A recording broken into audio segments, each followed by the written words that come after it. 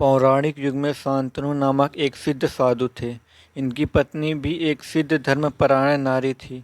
कहानी उस समय की है जब शांतनु और उनकी पत्नी बहुत वृद्ध हो चुके थे और उनकी आंखों की रोशनी भी चली गई थी।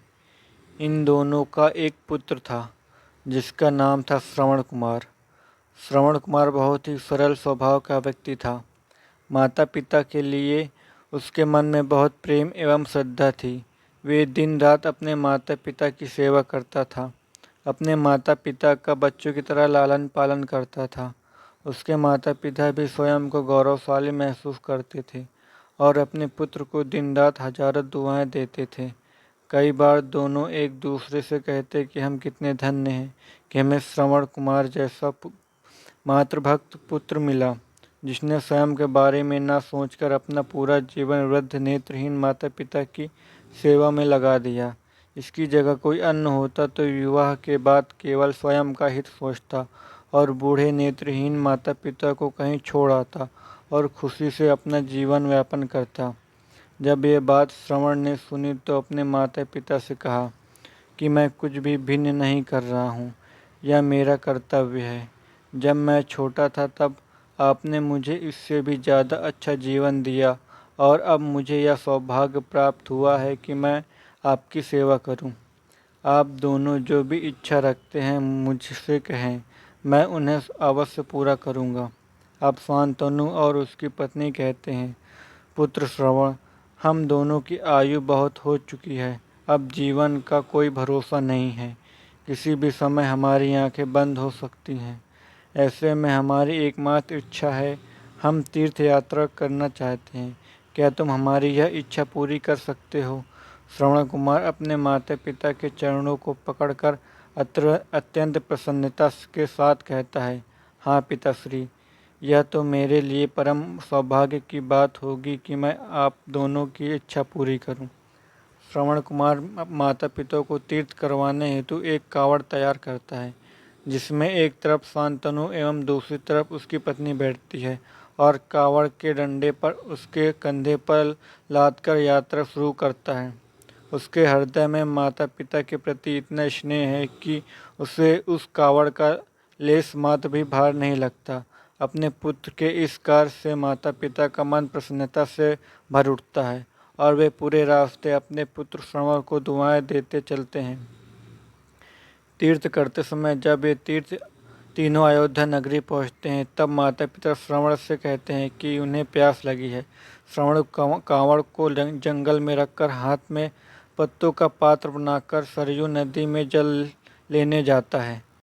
उसी समय उस वन में अयोध्या के राजा दशरथ आखेट पर निकले थे और उस घने वन में वह हिरण को शिकार बनाने के लिए उसके पीछा कर रहे थे।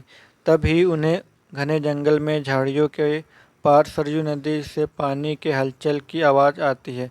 उस हलचल को हिरण के पानी पीने की आवाज़ समझकर महाराज दशरथ शिकार के उद्देश्य से तीर चला देते हैं और उस तीर से श्रवण कुमार के हृदय को आघात पहुंचता है, जिससे उसके मुंह से पीड़ा भरी आवाज़ निकलती है, जिसे सुन दशरथ स्तंभ रह जाते हैं और उन्हें अनहोनी का एहसास होता है और वे भागकर सरयू नदी के तट पर पहुंचते हैं, जहां वे अपने तीर को श्रवण के हृदय से लगा देख भयभीत हो जाते हैं और उन्हें अपनी भूल का एहसास होता है।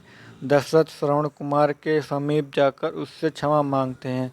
तब अंतिम सांस लेता श्रवण कुमार महाराज दशरथ को अपना वृद्ध नेत्रहीन माता पिता के बारे में बताता है और कहता है कि वे प्यासे हैं, उन्हें जाकर पानी पिला दो और उसके बाद उन्हें मेरे बारे में कहना। और इतना कहकर श्रवण कुमार मृत्यु को प्राप्त हो जाता है।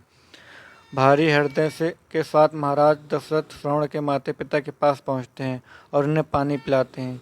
माता पिता आश्चर्य से पूछते हैं, उनका पुत्र कहाँ है? वे भले ही नेत्रहीन हो पर वो दोनों अपने पुत्र को आहट से ही समझ लेते हैं।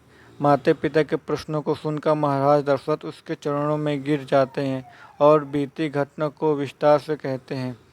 पुत्र की मृत्यु की खबर सुनकर माता पिता रोने लगते हैं और दशरथ से उन्हें अपने पुत्र के पास ले जाने को कहते हैं। महाराज दशरथ कावड़ उठाकर दोनों माता पिता को श्रवण के शरीर के पास ले जाते हैं। माता पिता बहुत जोर जोर से विलाप करने लगते हैं। उन्हें विलाप को देख महाराज दशरथ को अत्यंत ग्लानि का आभास होता है और वे अपनी करनी की क्षमा याचना करते हैं। लेकिन दुखी माता पिता शांतनु महाराज दशरथ को श्राप देते हैं कि जिस तरह मैं शांतनु पुत्र वियोग में मरूंगा उसी प्रकार तुम भी पुत्र वियोग में मरोगे। इतना कहकर दोनों माता पिता अपने शरीर को त्याग मृत्यु को प्राप्त हो जाते हैं। महाराज दशरथ श्राप मिलने से अत्यंत व्याकुल हो जाते हैं और कई वर्षों बाद जब उन्हें उनके पुत्र राम का राजाभिषेक होता है तब माता कैकेयी के वचन के कारण राम, सीता और लक्ष्मण को 14 वर्षों का वनवास स्वीकार करना पड़ता है और इस तरह महाराज दशरथ की मृत्यु भी पुत्र वियोग में होती है। अपनी अंतिम दिनों में उन्हें शांतनु के कहे शब्दों याद आते हैं और वे राम के वियोग में अपना शरीर त्याग देते हैं।